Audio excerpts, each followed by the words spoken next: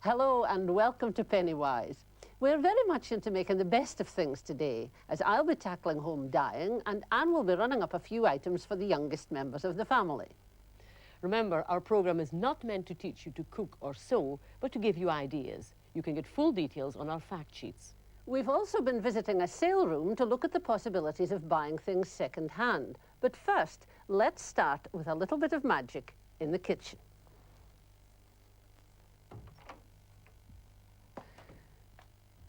The first thing you must do is to protect yourself and your surroundings. And I'm using a plastic apron. Dyeing is one of the oldest crafts known to man, but new developments have made modern packet dyes simple to use, and they will give consistent results if you follow the instructions. Before you begin, there are a few things to consider. Dye won't cover up stains and bad fading. Indeed, they often look worse. So the fabric must be an even colour to begin with. This means you may need to use a dye stripper, which is also good, incidentally, for bleaching.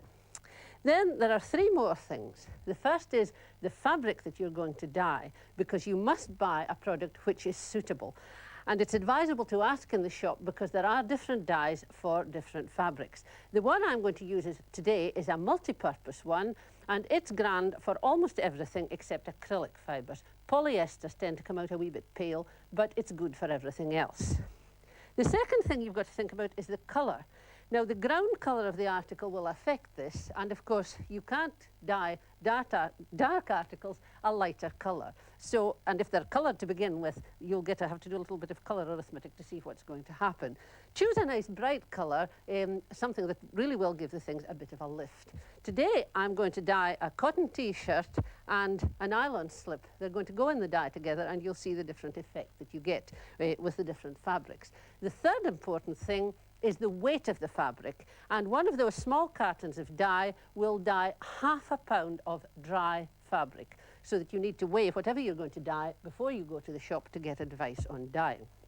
Now, mixing up the dye. Open the pack, I've already done this, carefully with a pair of scissors, and tip that into a jug or a container of some kind. I've got a pint of water boiling in the kettle here. I can measure it in this kettle, which is useful. So I add all that to the jug, which the flex doesn't get on the cooker. Now stir that up well. Water must be boiling, this is important. And then this is something which the instructions don't tell you, but I think it's a good idea, and that is to strain the dye into the dye bath. You'll need a container that you can safely place on the cooker, of course. I'm using an enamel basin. It's a good thing to look out for if you're ever in a second-hand shop. You're going to be doing any dyeing because it's quite useful. Then stir this up and we turn on the heat. It's this one. Now you'll notice we're starting off from cold. The next thing that's required is a tablespoonful of salt. This is a fixative for the dye. And that needs a stir again. I've chosen emerald green because it's a nice bright colour.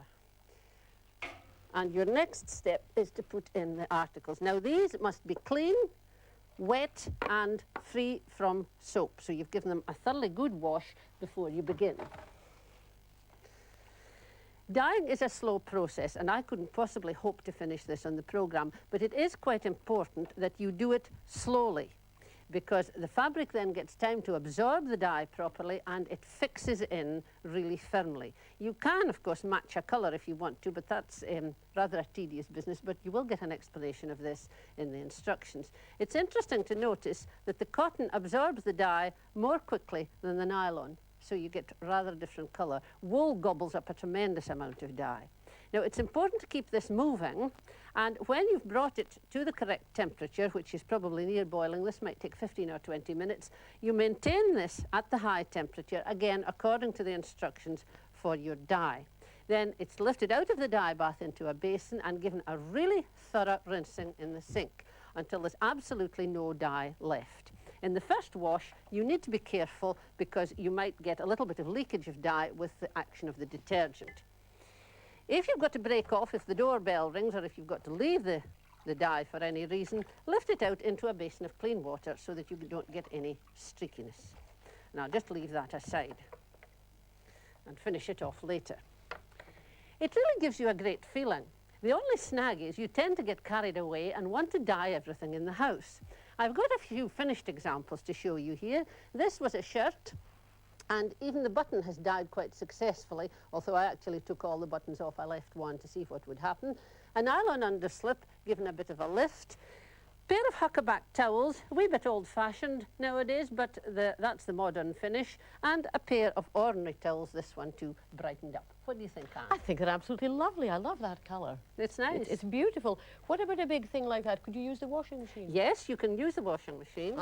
And cleaning it afterwards? Well, you get all that in the instructions. You've got to run through bleach and give it a very hot wash. I see. But I actually dyed this curtain in the washing machine using a special product which washes and dyes at the same time. This is useful.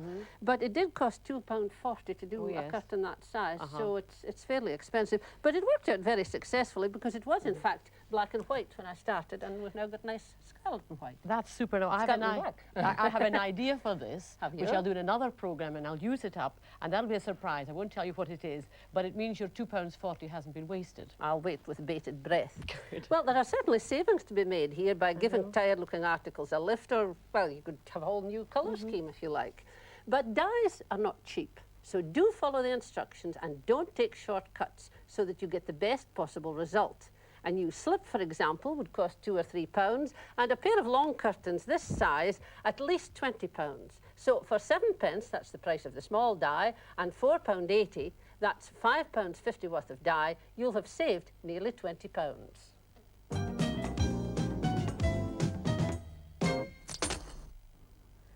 Those of you who are having to buy all the necessities for a new baby will be well aware of how the costs mount up.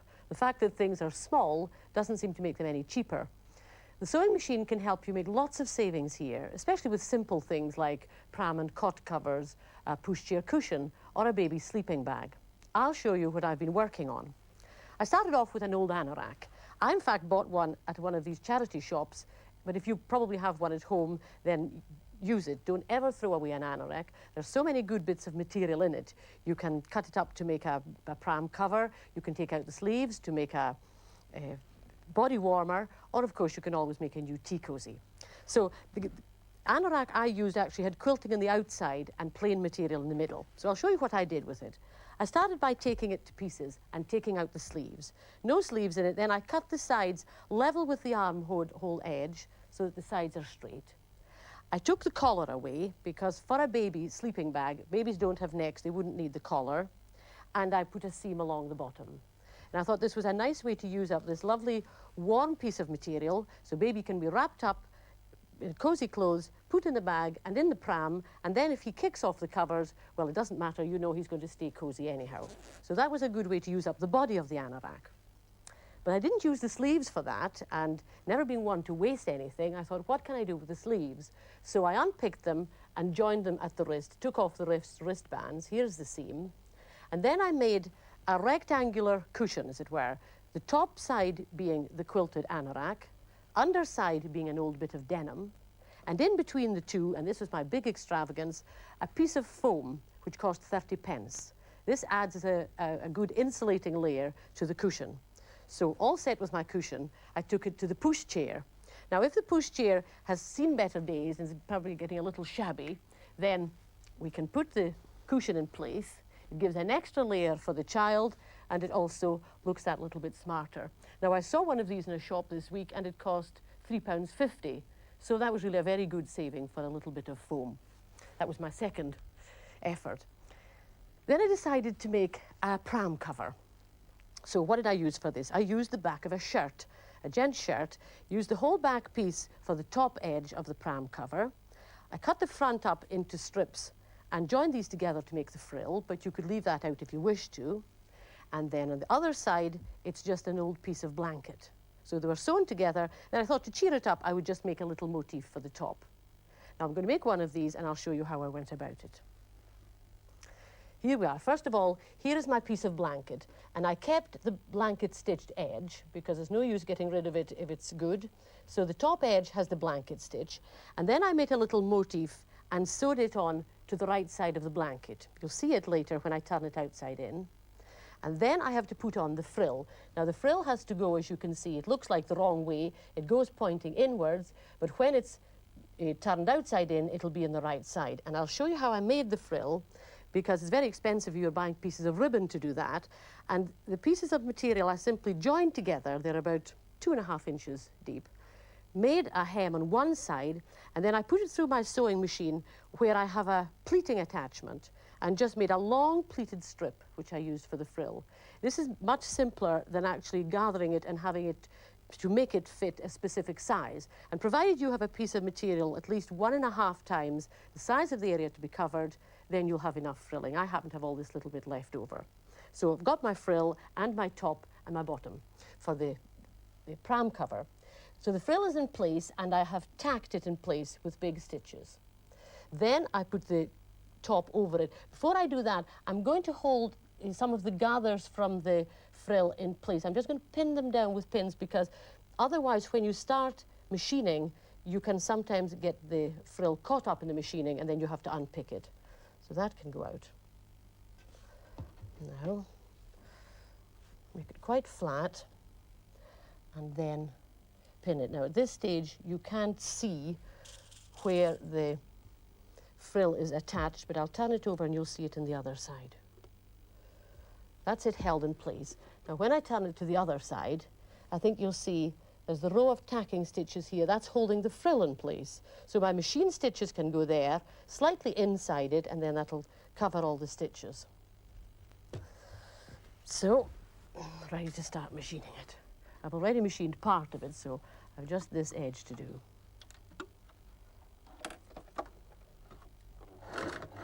Forward, and then I go back to make it a strong edge.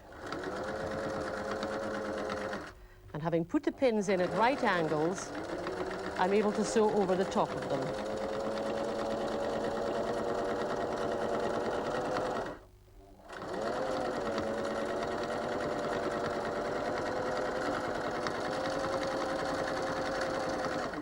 Slowly on the corner, and now I've caught up with where I stopped last time, so I'll stop it there. You, of course, will be doing it all in at one go, and then take out the pins, which I can see. Then I'll trim this edge before I turn it. As you can see here is the tail of the shirt, still in place. Cut off all the extra material, and then turn it outside in.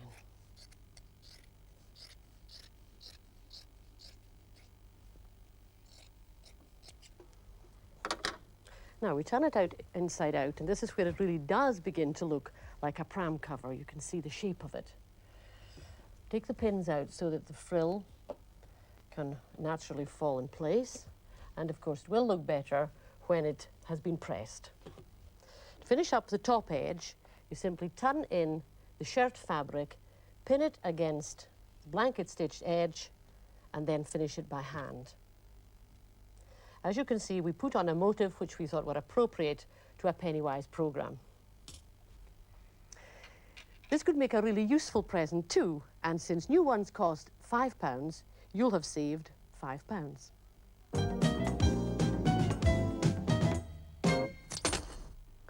I don't know about you, but I love second-hand shops and auction sales. Though they're rather sad in a way, all those things looking for a new home. But if you really want value for money these days, this is where you can get it, if you're eagle-eyed and strong-minded.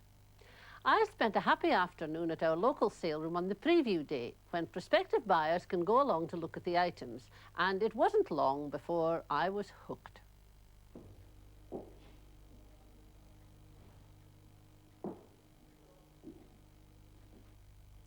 Well, I've found something I'm interested in, but I think I need some advice from the auctioneer, Robert Milne. Robert, can you give me some help here? By all means, yes.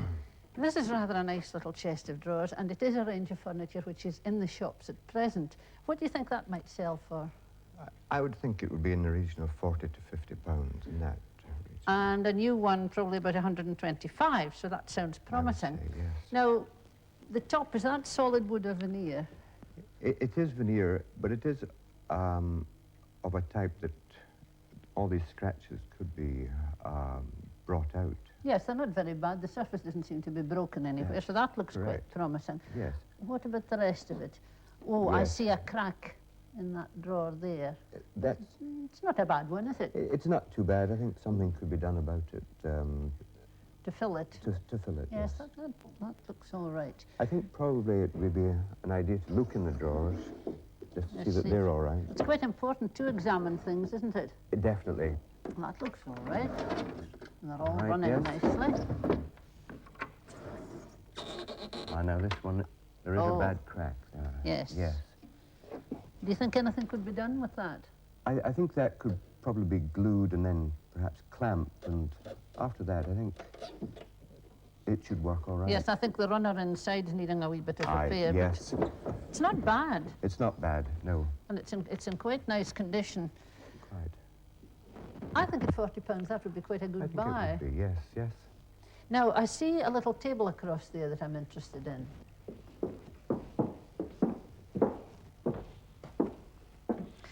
What kind of wood is that, Robert? It's an oak table, solid oak. You can tell that it's solid because of the grain. You see that at the... You see the grain at corner. the edge instead of a Yes. sort of veneered bit stuck on. And of Exactly. course, any damage is more easily repaired with a solid piece of wood. That's exactly I right. like that. Thing that you've got to be careful of is woodworm, Oh, yes. and the only way to discover it is really underneath.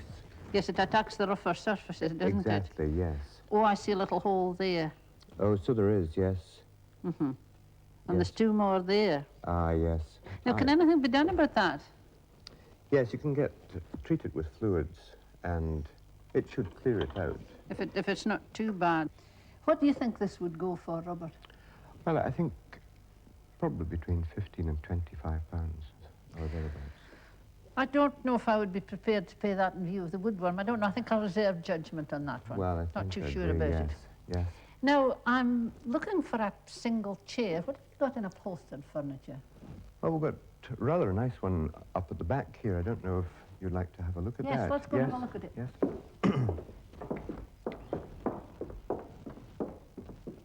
Now, this is the chair that I was meaning. Not very excited about the cover. Yes, it's rather old-fashioned, isn't it? Still, it looks as if it might be comfortable, and that's what counts, isn't it? That's right. Oh, the springs are all right. Yes. It's amazing, isn't it? That's a really comfortable chair. They're good chairs, these, aren't they? Cover's a bit worn, but not a big business to buy a stretch cover for That's it. it, exactly. Or perhaps even consider reupholstery at a later date. Quite. A wee bit worn there. It's got wooden legs. We did check that, and it's all right. No woodworm. No woodworm, no. That's something you need to be careful about and see that the frame's quite strong. Exactly, yes. But I like that. No? What would Yes. that sell for now, do you think? It's the sort of chair that would probably get about £40, but they're becoming popular, so it might double that. Yes, so you would really need to make up your mind what you're prepared to pay. Exactly, yes. I think it's at £40 would be worth a few extra pounds for a cover. I really like nice. it, yes. Yes. Very comfortable. Very nice. Now, people come to auctions to buy things other than big chairs and beds and cupboards. And I see you've got a nice display of all sorts of kitchen utensils and dinner services and spoons. And I've got my eye on a dinner service there. It matches a pattern I've got, and it's no longer in the shops. What do you think that might go for? I think probably about 15 to 25 pounds. I think I would be willing to go to 25, as I say, because I couldn't possibly buy it anymore. And even Yes. so, in the shops, that would cost about 80 new, That's- and it is that's true. complete. So we'd chip on one of the pieces, but that's not too urgent. Now, the only snag is I wouldn't be able to come to the sale. What could I do about that? Well, you could leave a bid with one of our staff, and he will bid on your behalf at the sale. This often happens when people are a bit nervous about coming to an auction. They tend to leave a bid with our staff, and they'll carry out their instructions. It's always wise to come in, certainly, the day before and view the items, and then fix a price that you're willing to go up to and no more, because you can get carried away. Would there be somebody here who could advise you what the prices were likely to be, as you've done with me today? That's it. There's always a member of staff in, and he has a good idea of the prices of the articles. And this would give you time to go out and check in the shops, you know, what you really feel you can Exactly. afford. What about consumer rights with buying things second-hand? It's a case of your eye as your merchant, really. Caveat emptor. Yes. So you've got to make sure, inspect it well, and then decide on what you were willing to pay. And stick to that. And stick to that. Well, thanks very much, Robert. You've given me a lot of really useful hints today, and I'll keep my fingers crossed about that dinner service. Do our best. It's interesting now to check up on how our selected items sold. First, the chest of drawers. It went for £44. Quite a good buy, even at that, but it did need some repair. The new one, though, cost £195. The table, complete with wormholes, which apparently didn't deter bids, went for £30, more than Robert had estimated. The chair, though, was sold for a mere £15, so that would have been a bargain, combined perhaps with the cost of an evening class in upholstery, or you could have bought a stretch cover for about £15 to £20. And what about the dinner service? Well, I got it for £18, and that was a real bargain, especially as it's complete and also a set that I couldn't match new. I was so pleased that I made a set of table mats to go with it. And here's one finished. It's extremely simple. I bought half a metre of linen-type fabric for £1.60 and took the size from some mats which I've already got. The edge is very simply finished with a fringe and a double row of machine stitching, and I've done 7 rows of simple running stitch in colours that toned with the dinner service. I didn't buy the threads, they were just ones that I had in my workbox. And this is how I made it. Take the size, as I said, from a mat that you already have. And then, half an inch in from the edge, I have pulled out a thread. I also pulled threads to get the straight edge for the mat to begin with. Half an inch in, all the way around, pull out a thread. That's to give you a guide for the fringe. Then, for the decoration, I've also pulled out threads. I've 2 threads out here, and there's a loose end. And you'll find, check this in the shop when you're buying the material, incidentally. Don't let people see you trying to pull threads, but if it won't pull, you're wasting your time. And you want nice, straight woven material. There's a thread out. And then, taking my first colour, all you do here is a very simple, quick row of big running stitches. I'm doing it upside down, of course, so that you can see. The same depth on either side, so that really you could use the mat on either side. This is the sort of thing we did at school in my day, making lap bags. Leave that just proud of the edge and it will come into the fringe. So you do that with your 5 or 6 rows, whatever you want to do, and then go round the edge and do a double row of machine stitching close to that edge. You've got the thread out marking it, and the machine stitching will hold the fringe from fraying, and it'll also hold in your embroidery thread so that you don't even have to start and finish off.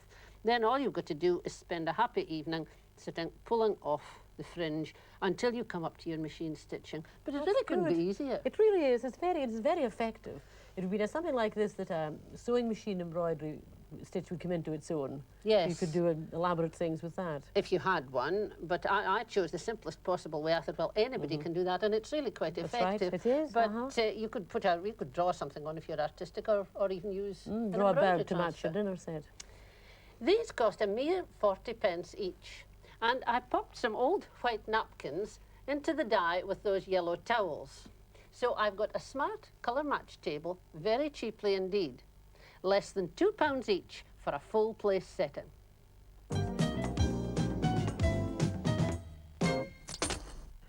You certainly got a bargain there, Muriel. But remember, it's not a saving unless there's a good reason for buying.